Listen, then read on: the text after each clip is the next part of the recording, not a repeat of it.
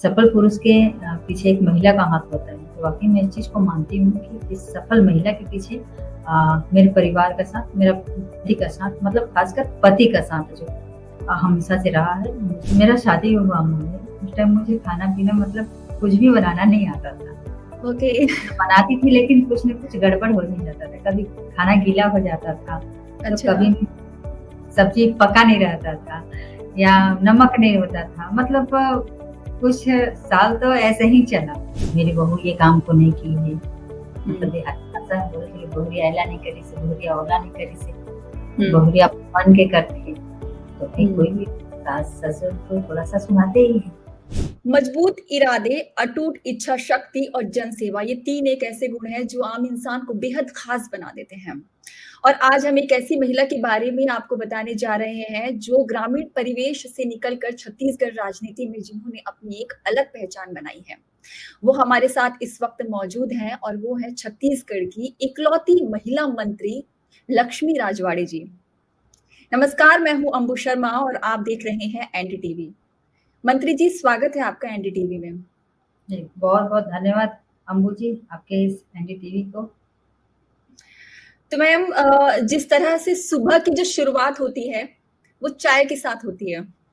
तो हम भी हमारा जो प्रश्न है, हमारा जो सवाल होगा वो भी चाय से ही शुरू होगा। तो मेरा पहला सवाल यही है आपसे कि आप चूँकि एक गृहिणी का काम होता है जनरली और वैसे आप अभी तो मंत्री हैं, गृहिणी का काम होता है चाय बनाना सुबह उठते ही। लेकिन मंत्री बनने के बाद आपके जीवन में ऐसा क्या बदलाव आया? क्या आप चाय बनाती हैं? देखिए अम्बू जी, आज जिस दायित्व पे हूँ मैं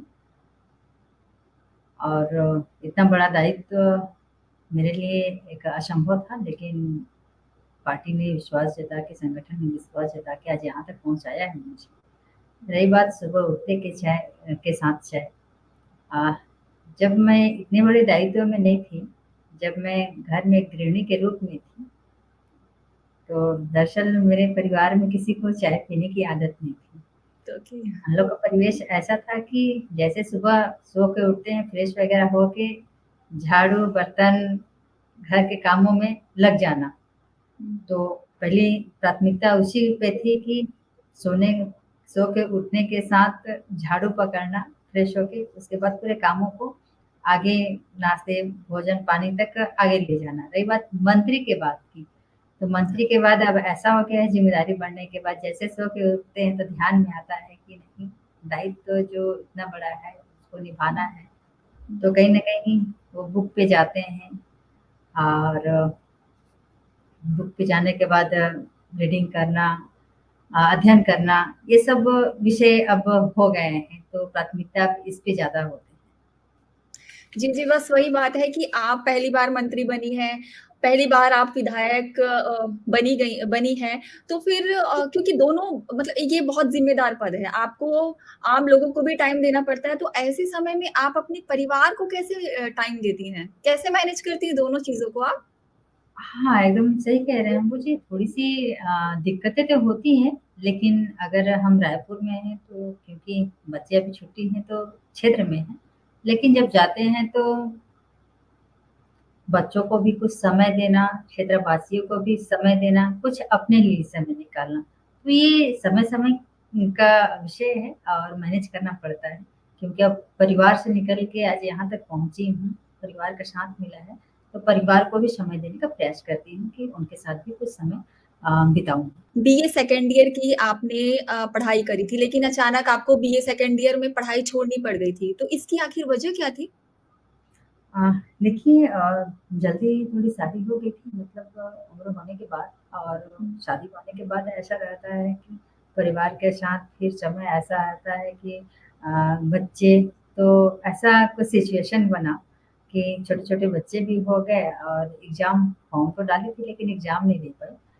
ओके। तो यही विषय बने और कहीं न कहीं वो थोड़ा-सा पीछे छूट गया, लेकिन प्रयास है कि आने वाले जो छूटे हुए जो क्लास हैं कॉलेज के, उसको हुँ। मैं फाइनल करूँ प्राइवेट।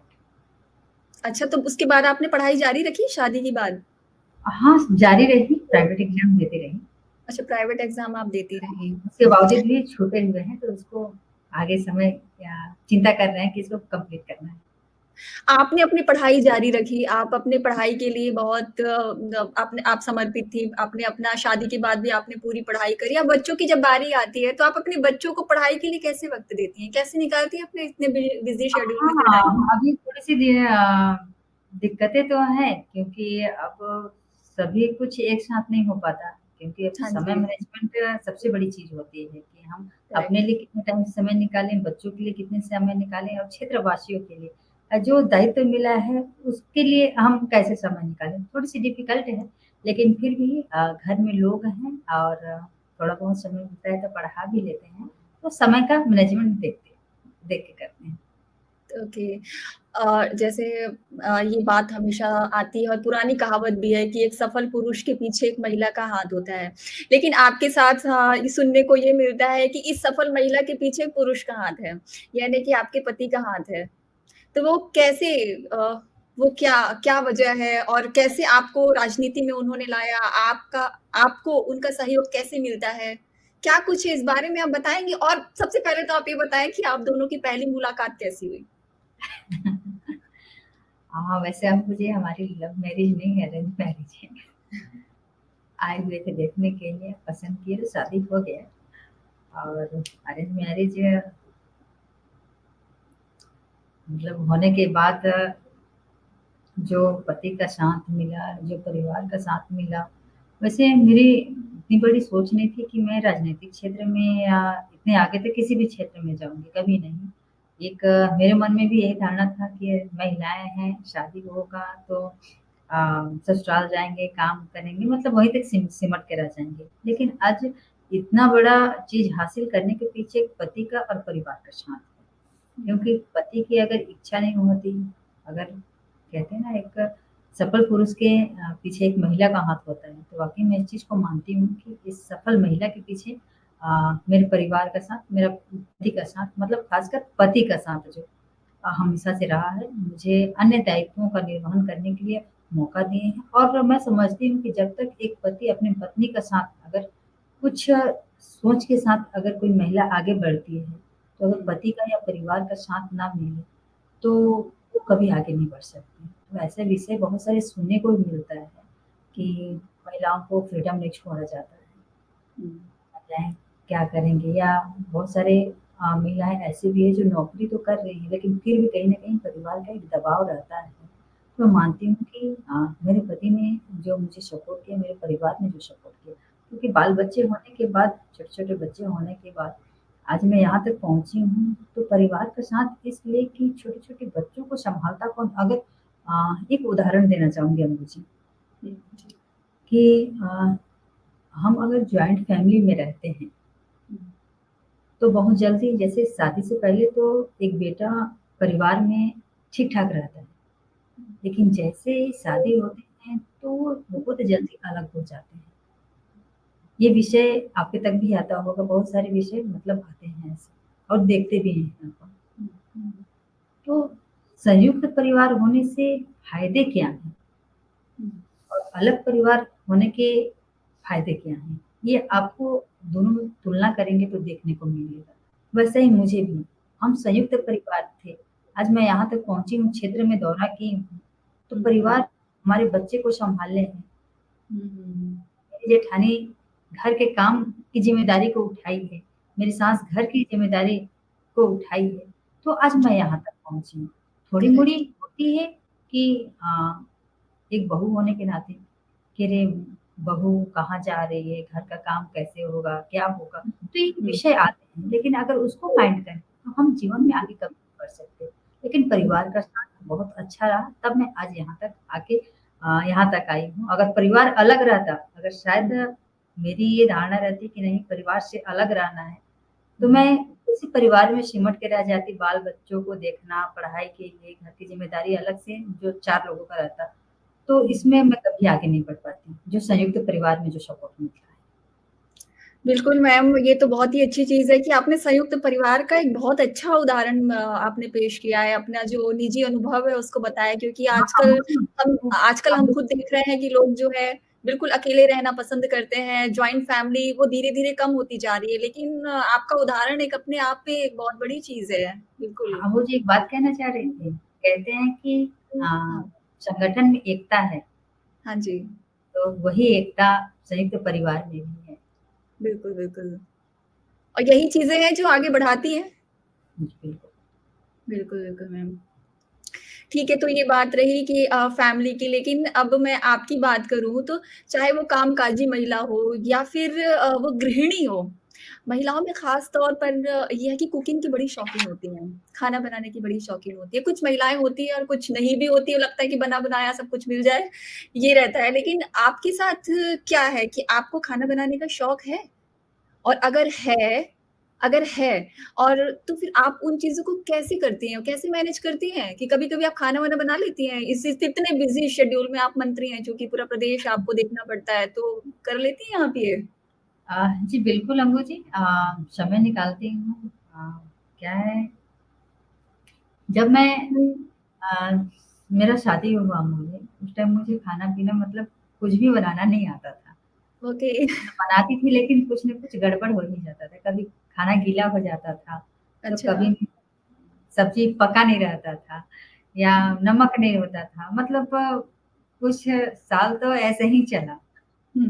कुछ साल ऐसे ही चला। उसके बाद धीरे-धीरे, धीरे-धीरे करके खाने-पीने में स्वाद बढ़ा।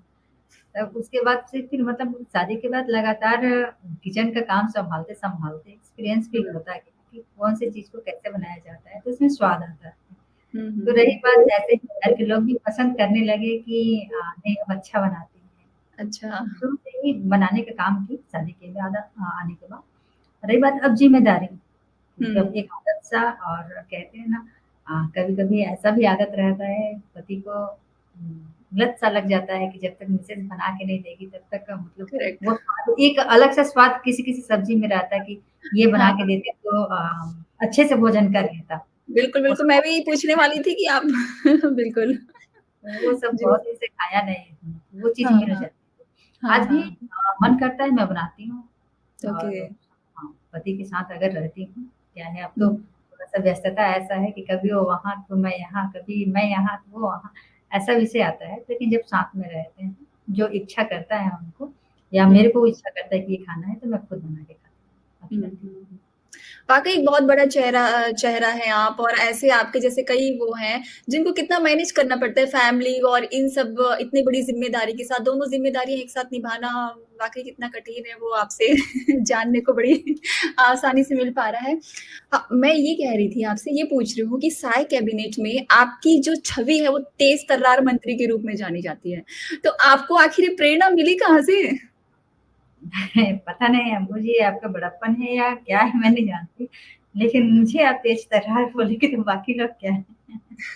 नहीं वैसे तेज-तर्रार तो नहीं, लेकिन प्रयास कर रही हूँ कि थोड़ा-सा किसी-किसी चीज़ों में ऐसा बनना है, हाँ। ताकि काम अच्छे से कर सकें हम।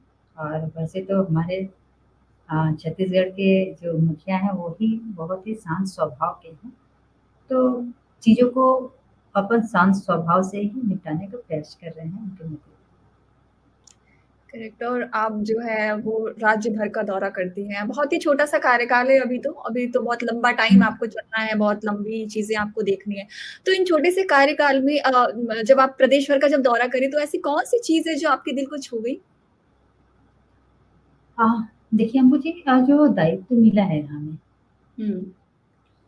और दायित्व मिलने के बाद ऐसा लगता है कि विभाग को जाने, समझें क्या चीज़ है। निश्चित तौर पे हम किसी क्षेत्र में जाते हैं या अपने विभाग को जानने के लिए अलग-अलग सेंटरों पे जाते हैं, अपने हुँ, विभाग के चीज़ों को देखने के लिए। हुँ, सबसे तकलीफ़ मुझे सबसे बड़ा तकलीफ़ कहना चाहिए, इस चीज़ का लगता है कि जब मैं वृद्धाश्रम में जाती हूँ, हमारे हुँ, समाज का बात होता है। वृद्धाश्रम में जाती हूँ, उनसे मिलती हूँ, उनसे बातचीत करती हूँ। कहीं न कहीं बहुत पीड़ा होता है मन को, मतलब दिल दुखने वाला काम होता है हुँ, कि ऐसे भी बच्चे होते हैं जो अपने माता-पिता को बेघर कर देते हैं, वही माता-पिता उस बच्चे को पाल-पोस के लायक बनाते हैं और यही दिन देखना पड़ता है हमको कि मतलब अपने से अलग करना, कहीं न कहीं तकलीफ़ दे तो है इस चीज़ को, लेकिन लोगों को कैसे समझाएँ कि हुँ, माता-पिता ही हमारे लिए ईश्वर हैं। हम हम भगवान के ईश्वर की पूजा करते हैं, लेकिन सबसे बड़ा ईश्वर तो हमारे माता-पिता हैं, जिन्हें हम एकदम अलग करते हैं। हम वृद्धाश्रम में छोड़ आ रहे हैं। मतलब एक बेटी हो चाहे एक बेटा हो, ये सोच अ, दिल से ना कभी-कभी ऐसा लगता है कि क्या बताएँ, कि ऐसे भी बच्चे हो सकते हैं। दूसरा विषय कि हमारे विभाग में ऐसा है कि छोटे-छोटे बच्चों को जो माँ अपने बच्चों को जन्म देती है, उनको अपने साथ रखने के बजाय उनको किसी अनाथ आश्रम में छोड़ के आती है। मतलब 1 दिन के बच्चे, 2 दिन के बच्चे, महीने भर के बच्चे जो छोड़ के आते हैं, तो उससे मन तकलीफ होता है। तो मतलब विभाग ऐसा कि मतलब इनसे एक अलग से अटैचमेंट जो होता है, लगाव जो होता है, वो अलग से ही है। मतलब कहीं न कहीं मन इस चीज़ के लिए खुशी भी होता है कि मैं ऐसे लोगों का नेतृत्व कर रही हूँ और तकलीफ भी होता है कि ऐसी माँ या ऐसे बेटे जो अपने बच्चों को कहीं छोड़ के आ जाते हैं। तकलीफ इस चीज़ की भी होती है। तो इन सब चीज़ों के लिए चूँकि आप सरकार में हैं, तो क्या क्या कुछ करना चाहती हैं? क्या क्या करेंगी जिससे इस तरह की चीज़ें जो समाज में हो रही हैं, वो ऐसा ना हो? क्या कुछ जागरूकता अभियान हो या फिर क्या क्या सोचा है आपने? कुछ ऐसा प्लान किया है जब आपके इस तरह की चीज़ें आपके सामने देखो जब आ दूसरों रही? की मानसिकता को अपन चेंज नहीं कर सकते हम लोग। हुँ, वो क्या सोचते हैं, क्या करते हैं। लेकिन मैं मानती हूँ कि जो विभाग हमारा कर रहा है, जो छोटे-छोटे बच्चों को अडॉप्ट कर रहे हैं, ले रहा है, अपने हुँ, यहाँ देख-रेख कर रहे हैं। देखिए, इसमें तो मैं मानती हूँ कि खुद का विवेक होना चाहिए कि हमें अपने माता-पिता को किस तरह से अपने साथ रखना चाहिए। मतलब ये तो उनकी ज़िम्मेदारी बनती है। लेकिन जो कुछ ऐसे लोग हैं जिनकी सोच समझ से परे है, जो अपने बच्चों को जो अपने माता-पिता को वृद्धाश्रम छोड़ के आते हैं। बहुत सारे ऐसे लोग भी हैं जो एक्सेप्ट नहीं कर पाते हैं, जबकि सबसे बड़े भगवान तो वही लोग हैं, जो वृद्ध हो जाते हैं। कहते हैं ना एक जैसे सुबह होता है, सुबह से फिर शाम, रात ऐसे ढलता है हुँ, हमारा अ, क्या कहेंगे उसको? एक अलग से जैसे हम कभी छोटे बच्चे हैं, छोटे बच्चे से एक उम्र आता है धीरे-धीरे, धीरे-धीरे फिर वो जो बच्चे जब बड़ा होते हैं, फिर बुजुर्ग अवस्था में आते हैं, तो फिर से वो बच्चे हो जाते हैं। तो मतलब हुँ, ये तो है कि आज हम अ, यंग हैं, हुँ, आज हम यंग हैं, लेकिन इस बात को वो सोचते नहीं हैं कि कल के दिन हम भी वृद्ध होंगे, हुँ, हमारा भी तो उम्र आएगा, तो हमारे साथ हमारे बच्चे ऐसे करेंगे तो हमें कैसा लगेगा? हुँ, तो ये सोच-सोच के फेर है, जो लोग समझ नहीं पाते हैं। इस चीज़ को मैं कभी-कभी अपने मन में लेती हूँ कि जैसे मैं जब मेरी शादी हुई तो मायके हुँ, में थे, सोशल वर्कर थे, तो टेंशन ही नहीं था। काम हुँ, करते थे, नहीं करते थे, नहीं करते थे, ज़्यादा डाँट-वाँट तो सुने नहीं थे। हुँ, ससुराल आने के बाद बहू होने के नाते तो काम-काज में या कहीं पे थोड़ा-सा काम नहीं हुआ या बात को नहीं सुने, तो थोड़ा-सा हुँ, हो जाता है बातचीत में हुँ, कि नहीं, मेरी बहू ये काम को नहीं की है। हुँ, मतलब देहाती भाषा में बोले थे कि बहुरिया अइला नहीं करी से, बहुरिया औला नहीं करी से, हुँ, बहुरिया मन के करथे। तो भाई हुँ, कोई भी सास-ससुर तो थोड़ा-सा सुनाते ही हैं, हक हुँ, जताते हैं, ज़ाहिर-सी बात है। हुँ, अगर बिटिया को बहू बना के लाए हैं, तो एक तरह से बिटिया ही है, तो उनका हुँ, दायित्व बनता है सिखाना। तो बिल्कुल, हाँ। आजकल की जो बहुएँ या मैं नहीं, स्वीकार इसलिए करती हूँ कि जो हुँ, आजकल की बहुएँ हैं, वो हुँ, थोड़ा भी अपनी सासू से बात सुनना पसंद नहीं करती हैं, कि मेरी हुँ, सास इस विषय के लिए मुझे डाँटी या इस चीज़ को सिखाई। लेकिन ये सीख क्योंकि हुँ, उनको अनुभव रहता है, हुँ, वो अपने जीवन जी चुके रहते हैं कि हुँ, क्या-क्या क्या-क्या दिक्कतें आती हैं। तो हुँ, हमें वो सीख देने का प्रयास करते हैं, जिसे हम बुरा मानते हैं। हुँ, तो हुँ, हुँ, मुझे अब समझ में आता है कि वो सीख हमारे आगे जीवन के लिए वो तय करते हैं। हुँ, हम भी तो एक सीरियल था, कभी सास भी कभी सास भी क्योंकि कभी सास भी बहू कभी बहू थी। हाँ, हुँ, ये तो वो तो एक तरह से गोल-गोल घूमता ही है। एक तरह से चक्र है। कि आज कि आज हम बहू बिल्कुल, हैं, कल के दिन सास रहेंगे। साथ रहेंगे। हो सकता है बहू को कुछ काम पसंद नहीं आए, तो हुँ, बहू को तो डाँटेंगे ही। हुँ, अगर वही हुँ, बहू बोलेगी कि नहीं मुझे डाँटते हैं, लेकिन उनको ये समझ नहीं रहता है कि क्यों डाँट रहे हैं, हुँ, हमारे हुँ, अच्छे के लिए डाँट रहे हैं। हुँ। तो ऐसा कुछ विषय है, जाके बहुत लंबा ले रही हूँ मैं। नहीं, नहीं, कोई नहीं। हुँ। ठीक है, आपने भी एक अच्छा संदेश दिया है कि इस तरह की अगर चीज़ें होती हैं तो सास और बहू वाला सीन ना हो मतलब वो तो भी प्रेम से रहें और सास की बातों को बहू समझे और बहू की बातों को सास समझे।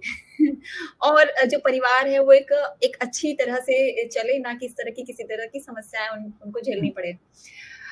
सारी बातों का ये है।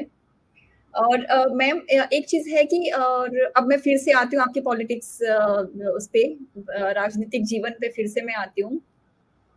कि विधानसभा में जब आप जाती हैं, वहाँ पर विधानसभा में तो बहुत फायर पॉलिटिक्स होती है। उसमें अनुभवी नेता हैं और विपक्ष के जो नेता हैं, सवाल तो दागते हैं पक्ष में अगर कोई सरकार पे तो सवाल पूछते हैं, सवाल खड़े करते हैं। आपके साथ भी ऐसी चीज़ें हुई हैं। तो इसका चूँकि आपको अनुभव थोड़ा कम है और पहली बार आप हैं पहली बार की आप विधायक और मंत्री हैं। तो इस फायर पॉलिटिक्स का जवाब देने का कॉन्फिडेंस आखिर आपके पास कहाँ से आता है? आह, देखिए रही बात वाक़ई में आप जो कह रहे हैं अनुभव थोड़ा-सा कम हुँ, और फर्स्ट बार के विधायक के साथ मंत्री का दायित्व और निश्चित हुँ, तौर पे जिसकी सरकार रहती है, जो मंत्री रहते हैं, विपक्ष के जो विधायक रहते हैं, वो क्वेश्चन करते हैं या पक्ष के भी रहते हैं, लेकिन ज़्यादा हावी विपक्ष के लोग होते हैं हुँ, हुँ, कि सरकार में ये अच्छे नहीं चल रहे हैं, वो अच्छे नहीं चल रहे हैं, तो उनका जवाब देना रहता है। कहीं न कहीं मेरे लिए तो सब कुछ नया ही है और हुँ, जैसे कभी-कभी तो हिचकिचा के थोड़ा-सा नर्वस हो जाती हूँ। लेकिन जैसे हमारे स्पीकर साहब या हमारे और मंत्रीगण या विधायकगण जो पहले से काफ़ी अपने विधानसभा में या सीखने को मिलता है, वैसे ज़्यादा नाराज़गी तो व्यक्त नहीं करते लेकिन बोलते हैं कि नहीं थोड़ा-सा अध्ययन करो तो आ हुँ, जाएगा। तो हुँ। अभी धीरे-धीरे सीख रहे हैं। फर्स्ट बार में अच्छा नहीं हम प्रेज़ेंटेशन नहीं कर पाए, सेकंड बार में करेंगे, सेकंड में नहीं कर पाए, थर्ड में करेंगे। तो हुँ। ऐसे-ऐसे करके धीरे-धीरे अपने अनुभव को बढ़ा के जवाब देने के लिए सीख रहे हैं। हाँ। चलिए बहुत अच्छा आपका एक्सपीरियंस तो अब धीरे-धीरे और बढ़ता जा रहा है और ऐसा लगता नहीं है आपको देख के कि आप अनुभवी नहीं हैं। नहीं, अ, अभी विधानसभा के लिए नहीं, मुझे थोड़ा-सा लगता है। नहीं, नहीं फिर भी आपका कॉन्फिडेंस उसमें देखने को मिलता है, ये काफ़ी अच्छी बात है क्योंकि हम देखते हैं कई चीज़ों में और आपकी जो तुरंत जो एक्शन लेने का जो तरीका है, ये आखिर कहाँ से आया है कि आप जैसे भी विभागों से किसी तरह की शिकायतें मिलती है या फिर कुछ होता है, तो आप तुरंत एक्शन मोड पे आ जाती हैं? देखिए विभाग ऐसा होता है कि आरोप सभी लोग लगाते हैं, हुँ, किस विभाग में अच्छा नहीं चल रहा है। हुँ, कहीं न कहीं कभी-कभी अधिकारियों की भी गलती रहती है। हुँ, तो अब जब तक अपने विभाग को ठीक नहीं करेंगे, जब तक 2-4 लोगों की कार्रवाई नहीं करेंगे, हुँ, तो विभाग सुधरेगा भी नहीं। बहुत सारे लोग ऐसे हैं जो आज भी डटे हुए हैं, जो पुरानी विचारधारा के साथ काम कर रहे हैं। तो हुँ, कभी-कभी तत्काल एक्शन भी लेना पड़ता है। हुँ, तो उस हुँ। हिसाब से बड़ों का मार्गदर्शन लेके अपना काम कर रहे हैं। हुँ। आपका राजनीतिक करियर बहुत राजनीतिक जो सफ़र है वो अभी तक में ऐसे बहुत ज़्यादा नहीं है। तो आपने जब राजनीति की जो शुरुआत की थी और बीजेपी जब आई थी बीजेपी जैसे आपने जॉइन किया होगा तो ऐसी कौन-सी महिला नेता है बीजेपी की जिनसे आप बहुत प्रभावित हुई हैं? आपको लगता है कि वो बहुत बड़ी प्रेरणा है या आप उनको फ़ॉलो करती हैं, फ़ॉलो करना चाहती हैं, फ़ॉलो करती हैं? देखिए अब वैसे तो बहुत सारे लोग हैं। जब बड़े अभिनेता या अभिनेत्री जैसा भी कह लें, हुँ, जब उनका कॉन्फिडेंस दिखता है या नेतृत्व क्षमता दिखता है, हुँ, तो वो ऑलरेडी ही एक बड़े लीडर के रूप में या प्रेरणा के रूप में उभर के आती हैं। हुँ, तो हमारे देश में या कह लीजिए केंद्र में ऐसे बहुत सारी नेत्रियाँ हैं, हुँ, थी भी हैं, हुँ, जिनका मार्गदर्शन कह लीजिए या प्रेरणा स्वरूप कह लीजिए, जैसे हुँ। सुषमा स्वराज जी हो गए, अच्छा, ओके। स्मृति ईरानी जी हो गई हुँ, और अब तो आप देख रहे हैं कि महिलाओं का जो आगे बढ़ने का जो सिलसिला है, वो हुँ, लगातार खुद महिला सशक्तिकरण के जो काम हो रहे हैं या महिलाएँ खुद अपने आप को उभार के आगे ला रही हैं, तो मानती हूँ कि आज के डेट में महिला खुद अपने आप में एक प्रेरणा स्वरूप है। आप एक मंत्री हैं, ठीक है? और आपको अपने काम के लिए भी पूरा वक़्त चाहिए और आप एक माँ भी हैं और माँ का काम भी पूरा ही होता है, दायित्व पूरा होता है माँ का भी, तो वो कैसे मैनेज कर दी आपने? बच्चों के लिए खासकर क्योंकि कई सारी माएँ ऐसी होती है मतलब कई सारी महिलाएँ ऐसी होती है, जो इसी ज़िम्मेदारी की वजह से आगे नहीं बढ़ती या खुद को पीछे रख देती हैं, कि मुझे ये दायित्व भी निभाना है और आपके पास तो इतना बड़ा दायित्व है, तो दोनों मैनेज कैसे होते हैं आपसे? हाँ, देखिए ये बात तो सत्य कह रहे हैं कि बहुत सारे लोग ऐसे भी हैं, जो परिवार में सिमट के रह जाते हैं, आगे अपने भविष्य के लिए या आत्मनिर्भर के लिए नहीं सोच पाते हैं। बात सत्य है, बहुत सारे विषय हमारे तक भी आते हैं कि घर परिवार में सिमट के रह जाते हैं। तो जो विभाग है, ऐसा चीज़ है, अब तो बच्चे भी थोड़ा-सा अपने आप को वो कर लिए हैं कि अब मेरी माँ थोड़ी-सी व्यस्त हो गई, तो ज़्यादा परेशान भी नहीं करते हैं, लेकिन प्रयास करता है कि विभाग को भी अच्छे से सँभालें और बच्चों को भी जैसे दूर है तो फ़ोन के माध्यम से बातचीत करना या उनका क्या माँग है, या क्या चाहते हैं या क्या करना चाह रहे हैं, तो उसको सुन के करने का प्रयास करते हैं। अब जैसे बात मैं पहले कही कि संयुक्त परिवार है तो ज़्यादा दिक्कत नहीं होता है, हुँ, हुँ, तो हुँ। उसका बेनिफिट हमको मिलता है। मैम एक चीज़ ये पूछना था कि जो हम अभी तक बात नहीं की उस बारे में कि आपका बचपना कैसा रहा था? कि बचपन में आपने किस तरह के संघर्ष देखे? क्या आपने सोचा था आप कभी पॉलिटिक्स में आएँगे या फिर एक तरह से ये अचानक हो गया कि आपको राजनीति में आना पड़ा? बिल्कुल नहीं। हाँ, ये शायद मैं विचार करती हूँ मुझे कि हुँ, अगर शायद मुझे कोई और परिवार लेके गया रहता शादी करके मैं कहीं और गई होती, हुँ, तो शायद हुँ, चुकिया तक ही सीमित रह गई होती। हुँ, मैं इस हुँ, चीज़ को अनुभव करती हूँ, हुँ, क्योंकि परिवार का सोच ही उसे आगे बढ़ाता है कि किस विचारधारा के हैं और किस सोच के साथ आगे बढ़ना चाहते हैं। हुँ, तो परिवार का सोच क्योंकि जो बचपन मेरा जहाँ गुज़रा, तो हुँ, मैं खुद अपने आप में खुद ये नहीं था कि नहीं मैं आज यहाँ तक पहुँचूँगी या कुछ हुँ, बनूँगी, ऐसा कुछ नहीं था। मतलब ऐसा कुछ कभी हुँ, विचार ही नहीं थे। हुँ, लेकिन हुँ, ससुराल के सोच, परिवार का सोच अच्छे हैं। हुँ। मंत्री जी बस एक आखिरी सवाल है आपसे कि आप छत्तीसगढ़ के इतिहास की सबसे कम उम्र की महिला मंत्री हैं। तो और जो महिलाएँ जो है वो राजनीति में आना चाहती हैं, उनके लिए आप क्या संदेश देना चाहेंगी? देखिए, हर किसी की अलग-अलग सोच रहती है कि किसे किस क्षेत्र में जाना है। रही बात राजनीति की, ऑलरेडी आज महिलाएँ देख के प्रेरणा लेके मैं नहीं कहती कि हमसे ही प्रेरणा लेके, लेकिन लोग जुड़ रहे हैं। राजनीतिक क्षेत्र में भी आज के डेट में महिलाएँ जुड़ रही हैं। और इसलिए भी कि आज हमारे छत्तीसगढ़ में अगर देखें, पूरे भारत देश में देखें, हुँ, तो जो महिलाओं का नेतृत्व क्षमता है या महिलाएँ प्रतिनिधित्व जो कर रही हैं, हमारा छत्तीसगढ़ ऐसा पहला राज्य बना है, जिसमें महिलाएँ सबसे ज़्यादा चुन के आई हुई हैं। तो कहीं न कहीं जो चुनाव के माध्यम से जो महिला आती है, वो राजनीतिक क्षेत्र में आगे बढ़ती हुई है। मैं मानती हूँ कि महिलाओं के लिए राजनीति कोई गंदा चीज़ नहीं है। हम एक विचार लोगों के मन में रहता है कि राजनीति गंदा चीज़ है, लेकिन अगर उसको हम अच्छे नज़रिए से देखें तो बहुत अच्छा है। चलिए मैम आपका बहुत-बहुत शुक्रिया एनडीटीवी के साथ जुड़ने के लिए। तो हमारे साथ ये थी छत्तीसगढ़ की इकलौती महिला मंत्री लक्ष्मी राजवाड़े जी। उनसे उनके जीवन के कुछ अनसुने किस्सों के बारे में हमने जानने की कोशिश की है और इसी तरह से कुछ खास शख्सियत के अनसुने किस्सों को जानने के लिए आप बने रहिए एनडीटीवी के साथ। मुझे दीजिए इजाज़त। नमस्कार। धन्यवाद।